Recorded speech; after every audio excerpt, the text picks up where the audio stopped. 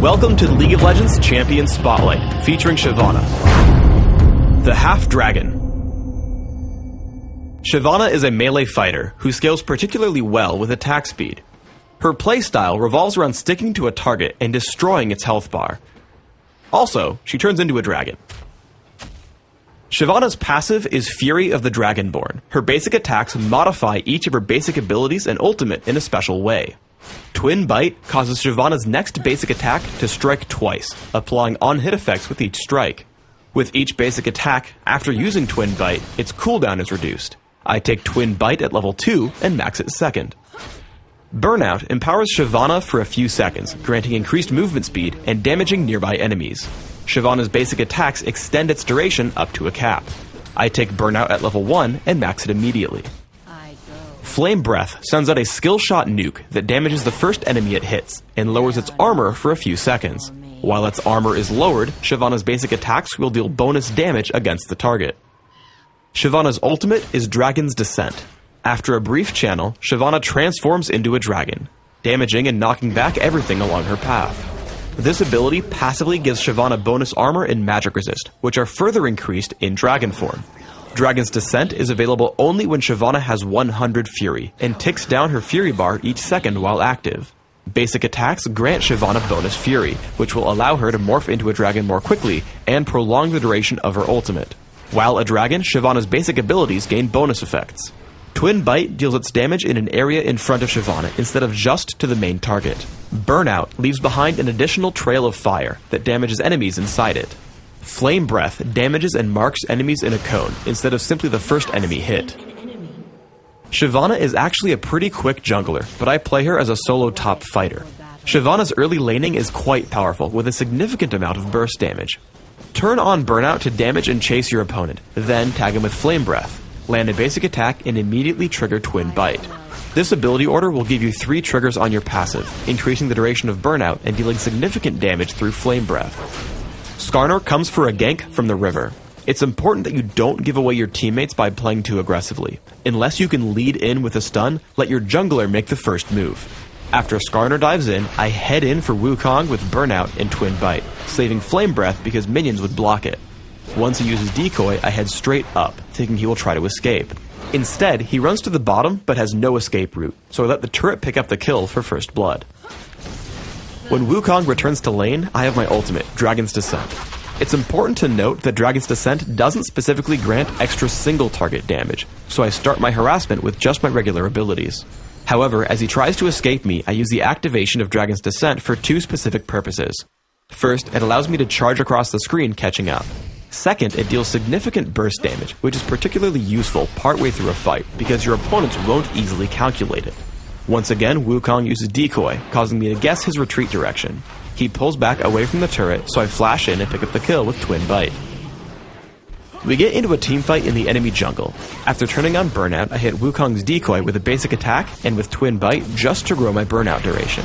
After, I try to take on the role of a support. Because Dragon's Descent carries enemies with you, I try to stay behind Morgana, Misfortune, and Soraka, so that I can pull enemies who dive them. It turns out our enemies don't commit to the fight, so instead I push in and beat on Wukong for a kill. Another application for Dragon's Descent is chasing champions over walls. I get into a fight against the too aggressive Rumble and Skarner. After Rumble is forced out, I switch to Skarner. As he gets low, he flashes over the wall, but I simply activate Dragon's Descent, taking him down with a basic attack and the damage from Burnout. As we get into a large teamfight in the river, I want to use Dragon's Descent offensively since it gives me significant area of effect damage. I leap in and take down Wukong with Twin Bite, as he's the closest target and is killable.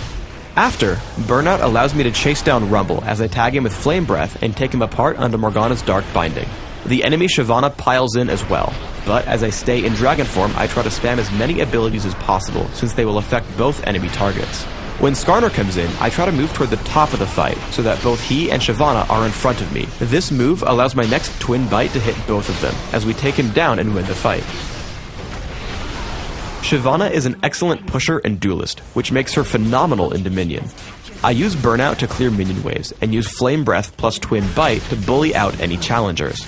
I try to stay at the top half of the lane so that I can always grab the health relic between minion waves. As a result of this play, I'm able to push Wukong to his turret, and if it weren't for his garrison, would have neutralized the capture point. Either way, I take him down and draw one of his teammates to help. Shyvana's abilities as a duelist continue to pay out as Riven tries her hand at defending the Boneyard. Just like before, I can win any engagements with Flame Breath into a basic attack followed by Twin Bite. As in Summoner's Rift, when she tries to escape, Dragon's Descent allows me to catch up with my opponent and take her down to capture the Boneyard.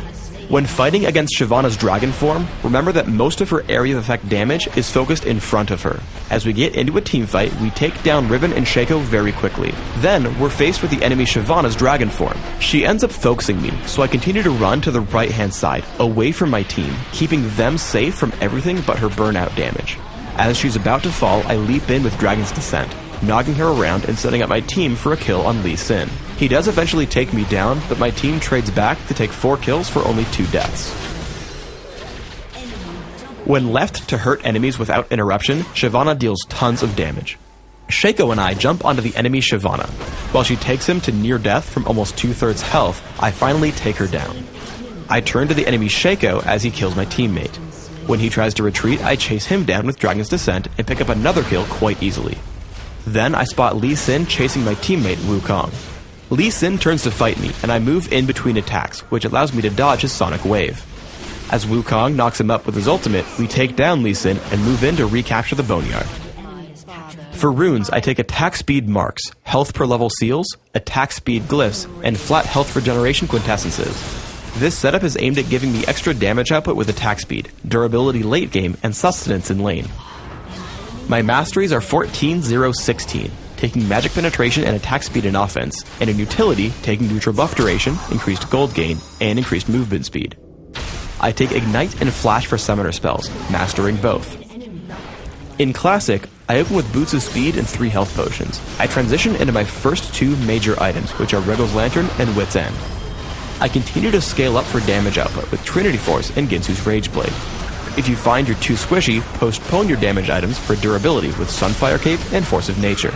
In Dominion, I grab a Prospector's Blade at the beginning as a replacement for Regal's Lantern, but the rest of my build is almost identical. Thanks for tuning in to the Shyvana Champion Spotlight. Please subscribe to the Riot Games YouTube channel above, and don't forget to thumbs us up just below the video.